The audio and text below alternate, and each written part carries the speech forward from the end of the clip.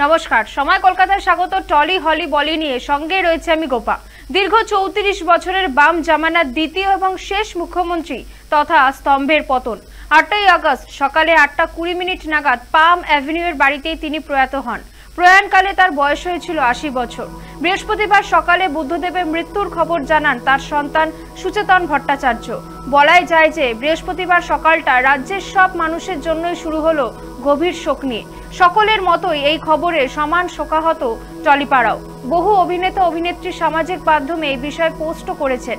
সামাজিক মাধ্যমে শোক বার্তা পোস্ট করে লিখেছেন, বুদ্ধদেব ভট্টাচার্য একটা যুগের অবসান হলো, কমরেড লাল স্যালুট। এরপর তিনি গানের লাইন ব্যবহার করেন ও আলোর পথের যাত্রী, আর সবশেষে লেখেন আপনি চলে গিয়ে বেঁচে গিয়েছেন। অন্যদিকে বাম ঘনিষ্ঠ অভিনেত্রী উষসী চক্রবর্তী এদিন শ্রদ্ধা জানালেন কমরেডকে। তিনি বলেন, বুদ্ধদেবকে বুদ্ধ মামা বলতাম, মাঝে মাঝে ওনার কাছে বকাও খেয়েছেন। এমনকি তিনি আরো বলেন, স্বচ্ছতার রাজনীতি উনি করতেন, সেটা যেন আমরা কখনোই ভুলে না যাই।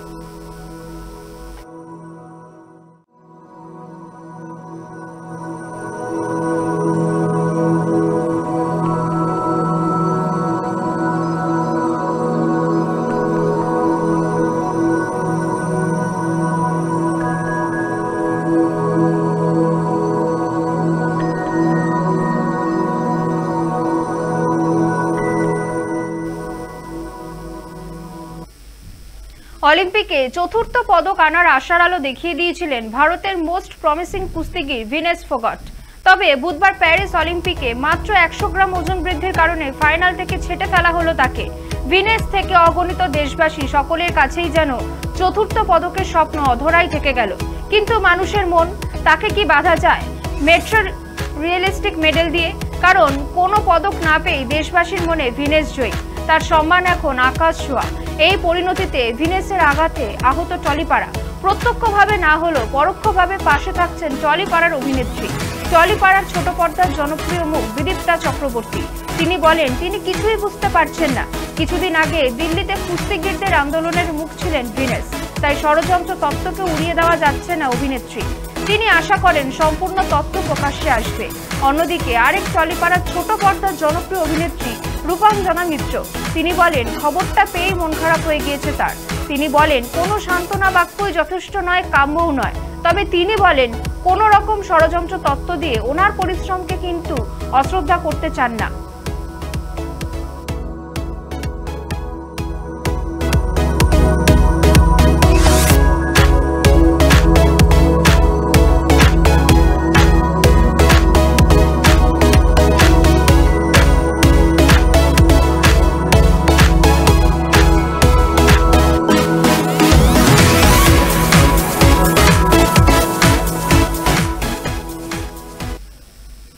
চলতি সপ্তাহে বাজিমাত ধারাবাহিক গীতা এলএলবি। নিমফুলের মধু ফুলকিকে টেক্কা দিয়ে 1 নম্বরে উঠে এলো গীতা এলএলবি। দ্বিতীয় স্থানে রয়েছে নিমফুলের মধু এবং ফুলকি। 3 নম্বর স্থান ধরে রেখেছে উড়ান। 5 নম্বর স্থানেও যৌথভাবে অবস্থান করছে ধারাবাহিক কোন গোপনে মন ভেসেছে এবং জগদ্ধাত্রী। 2 ধারাবাহিকের রেটিং 6.4। নতুন ধারাবাহিক শুরু হওয়ার মধ্যে প্রথম 10-এ রয়েছে উড়ান, শুভ বিবাহ, ডায়মন্ড দিদি জিন্দাবাদ, রোশনাই। বর্তমানে মিঠি ছোড়া আর মালাবদল ধারাবাহিকের স্লট 45 মিনিট ধরে। আপাতত নন ফিকশনের সবচেয়ে ভালো রেটিং সারেগামাপা, টিআরপি রেটিং 5.9। অন্যদিকে দিদি নাম্বার 1 এর সানডে ধামাকার নম্বর 5.3। দুপুরে আসা কুকিং শো রন্ধনে বন্ধনের রেটিং 0.9।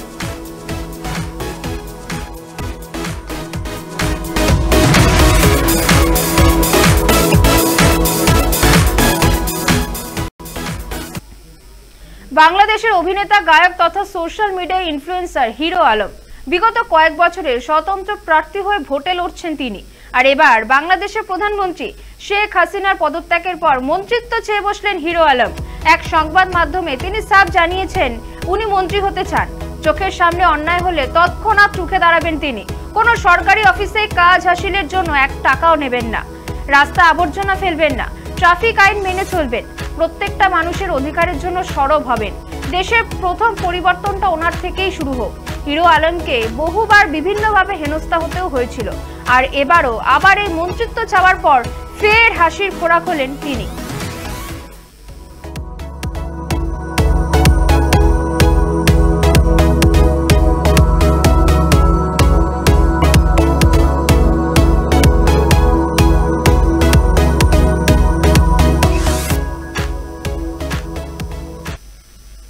বলিপাড়ায় বেশ কিছু সিনেমাতেই মাঝে মধ্যে দেখা যায় দেশভক্তি, কখনো কোনো বিপ্লবী নেতা বা মন্ত্রীর বায়োপিক, কখনো খেলার জগতের সঙ্গে জড়িত থাকা কোনো কিংবদন্তির জীবন, আবার কখনো ভারত পাক যুদ্ধের বিষয় নিয়ে কোনো ছবি। এই বিষয় না হলেও তেমনই একটি টান টান গল্পকে পর্দায় নিয়ে এসেছিলেন পরিচালক সুধাংশু সারিয়া। তবে এই ছবি আশাহত করলো শুভাংশুকে। বক্স অফিসে মুখ থুবড়ে পড়ল শ্রীদেবী কন্যা জাহ্নবীর উলজ। 6 দিনে মাত্র 6 কোটি রোজগার এই সিনেমার। 2রা আগস্ট অর্থাৎ মুক্তি পাওয়ার প্রথম দিনে রোজগার ছিল মাত্র 1,15,00,000 টাকা, দ্বিতীয় দিনে 1,75,00,000, তৃতীয় দিনেই খানিকটা রোজগার বৃদ্ধি পায় এই সিনেমার। 2 কোটির গণ্ডিতে পা রাখে উলজ। তবে আচমকায় চতুর্থ দিন থেকে রোজগার একেবারে কমে যেতে শুরু করে। কোটি তো দূরের কথা, রোজগার নেমে আসে মাত্র কয়েক লাখে। চতুর্থ দিনে 65 লাখ এবং পঞ্চম দিনেও 65 লাখ টাকা রোজগার করে এই ছবি। তবে ষষ্ঠ দিন অর্থাৎ বুধবারে এই ছবি রোজগার দাঁড়ায় মাত্র 60 লক্ষ টাকায়। সব মিলিয়ে 6 দিনের রোজগার 6 কোটি 80 লাখ। উলঝের বক্স অফিসের এই দশার জন্য সোশ্যাল মিডিয়াতে উঠে এসেছে নানা রকম তত্ত্ব। তার মধ্যে প্রথম থেকে অভিনেত্রী তার অভিনয়ের জন্য সমালোচনার মুখে পড়েছেন বারবার। বেশিরভাগ নেটিজেনদের বক্তব্য, জাহ্নবী এখনো অভিনয় শিখতেই পারেননি। সুহানার মতো একটি বোল্ড ক্যারেক্টারে একেবারেই বেমানান তিনি। এছাড়াও আবার অনেকেই বলছেন ছবির চিত্রনাট্য বেশ কিছু গাফিলতি রয়েছে। অন্যদিকে দর্শক মহলের জনপ্রিয় অভিনেতা গুলশানের চরিত্রটিকে খুব একটা ভালোভাবে ফুটিয়ে তোলা নাকি সম্ভবই হয়নি পরিচালকের পক্ষে। ফলে ছবির মান একেবারেই কমে গিয়েছে, আর তারই ফল দেখা গিয়েছে বক্স অফিসে।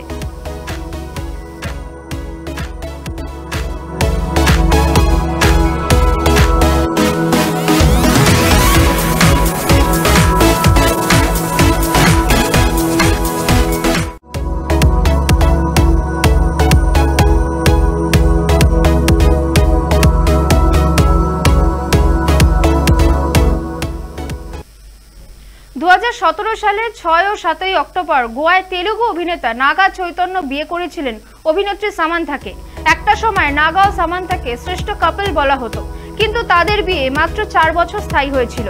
আর 2021 সালে তাদের বিচ্ছেদের খবর সামনে আসে। তারপর থেকে শোনা যায় নাগা ও সবিতার সম্পর্কের কথা।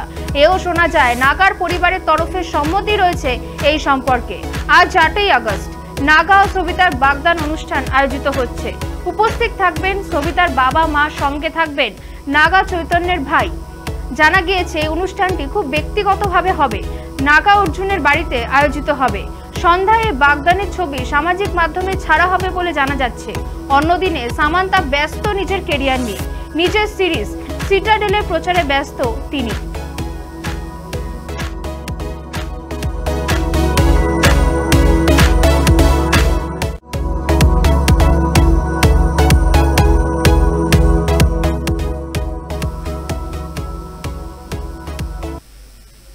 উত্তপ্ত পরিস্থিতি গোটা বাংলাদেশ জুড়ে। কোটা আন্দোলন থেকে হাসিনা হাটাও আন্দোলন, এমনকি এক প্রকার বাধ্য হয়ে সোমবার প্রধানমন্ত্রী পদ থেকে ইস্তফা দেন শেখ হাসিনা। দেশ ছেড়ে ভারতে আশ্রয় নিয়েছেন তিনি। এরপরই ওদেশের বিভিন্ন সাংসদ থেকে নেতা নেত্রী অনেকেই দেশ ছেড়েছেন। সব মিলিয়ে বিধ্বস্ত পরিস্থিতি পড়শি দেশে। এরই মাঝে কার্যত উধাও 2 বাংলার জনপ্রিয় অভিনেতা তথা আওয়ামী লীগের সাংসদ ফেরদৌস আহমেদ। প্রথমবার জাতীয় সংসদ নির্বাচনে ঢাকা 10টি আসনে আওয়ামী লীগের নৌকা প্রতীক নিয়ে জয়ী হয়েছিলেন ফেরদৌস। যদিও নির্বাচনের পর 1 বছরও সংসদ সদস্য হিসেবে থাকার সৌভাগ্য হলো না নায়কের। সূত্রের খবর, 4 আগস্ট রবিবার রাত পর্যন্ত ঢাকাতে ছিলেন ফেরদৌস। এর 2 দিন আগেও বিটিভিতে হাজির হয়েছিলেন। টেলিভিশন চ্যানেলটির উপর হামলা নিয়ে প্রতিবাদ জানিয়েছিলেন তিনি। এরপর থেকেই সোমবার থেকে নিখোঁজ ফেরদৌস, এমনকি বন্ধ মোবাইল নাম্বারও। সোশ্যাল মিডিয়াতে কোনো আপডেট নেই তার। এখানেই প্রশ্ন যে কোথাও উধাও হয়ে গেলেন অভিনেতা। শোনা যাচ্ছে পরিবার নিয়ে দেশ ছেড়েছেন ফেরদৌস, যদিও অভিনেতার দেশ ছাড়ার খবরে এখনো কোনো সত্যতা পাওয়া যায়নি।